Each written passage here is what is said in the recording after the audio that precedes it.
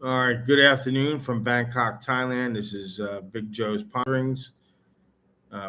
Please like, subscribe, share, bang that notification bell. And of course, we're tracking the tragic school shooting here in Nottlebury, which is, I said in my last video, province, but I would say a suburb of Bangkok. Nottlebury, I've been out there before. I've done a little bit of teaching out there.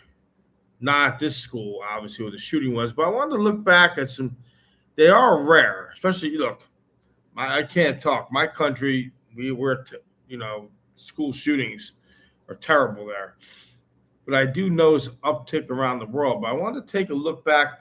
Thailand has some history of school shootings, rare compared to the United States, but I just wanted to take a look back at it. Um, Obviously, the recent shooting at Dibsarin Nottlebury School. Uh, here today on August 7th. And right now, Thailand is being put in an international spotlight. Police said as the student opened fire at the school. It's a secondary school which has about 3,000 students before the shooter took his own life.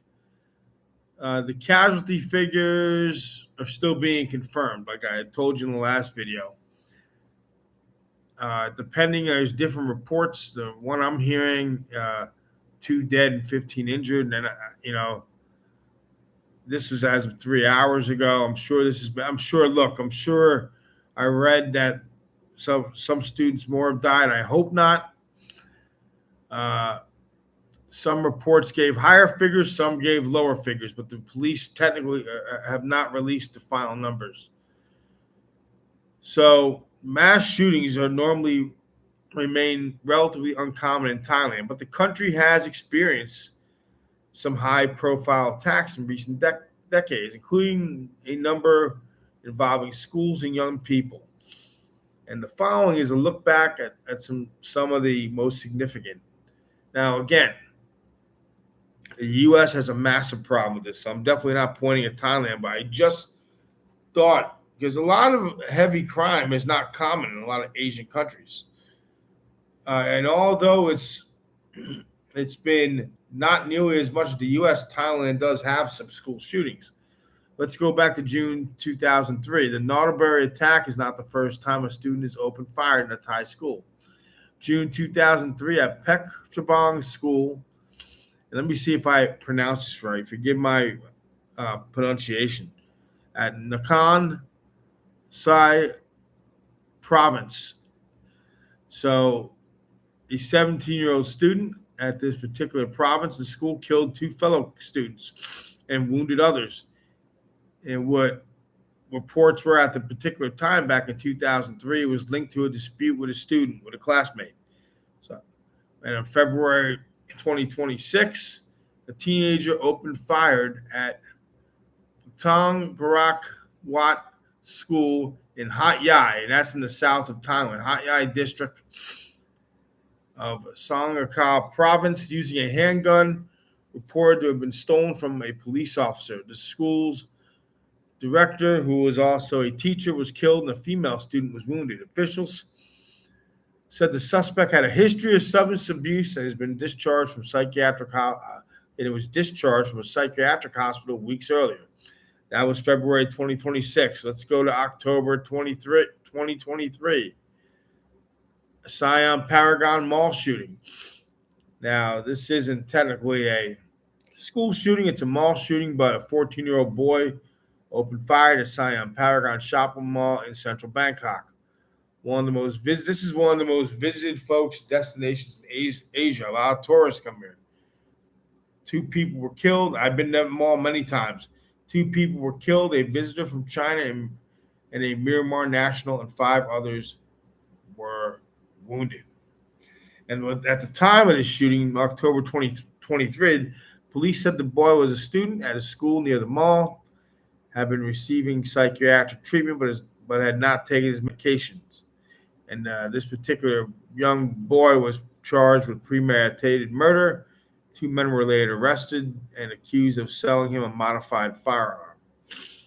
Now, the country's Thailand was the deadliest attack in Thailand. Thailand's two deadliest mass shootings in recent years did not take place at schools, but both left a deep mark on the country. In October 2022, a former police officer attacked a child care center in Udon Sawan in the northeastern province of Nongpur Luberi using a gun and a knife. He killed 37 people. This is terrible. And 24 of them were children, some as young as 2, before killing his wife, his own child, and then himself. With 38 dead, including the attacker, is it the deadliest mass killing by a single perpetrator in Thailand's modern history? The attack has been dismissed from police the previous year over a drug charge. The attacker has been dismissed from the police by previous year over a drug charge. So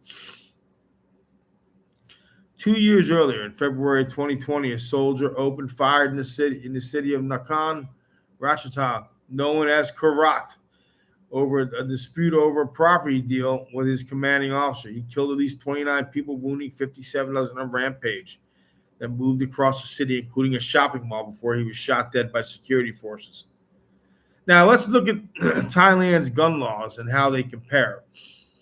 For readers who assume that Southeast Asia has little gun control, Thailand stands out in the region, according to the Small Arms Survey. Thai civilians held an estimated 10.3 million firearms in 2017, both legal and illegal, equal to about 15 firearms for every 100 people. And this is far higher than their neighbors, such as Cambodia, 4.5 per 100. The Philippines, which I thought the Philippines would be much higher, I'm shocked. The Philippines, for every 100 people, is at 3.6. Shocking. Malaysia at 0.7. And Indonesia, where the rate is close to 0. Thailand does regulate firearms. Okay? Owning a gun requires a license issued by the Ministry of Interior, and the applicants must meet conditions on age, residence, employment, and criminal records. However, in practice, guns are widely available. So, allegedly, illegally modified or unregistered weapons circulate freely, as several of these cases show. Now, in comparison, I'm going to put my own country in the spotlight here.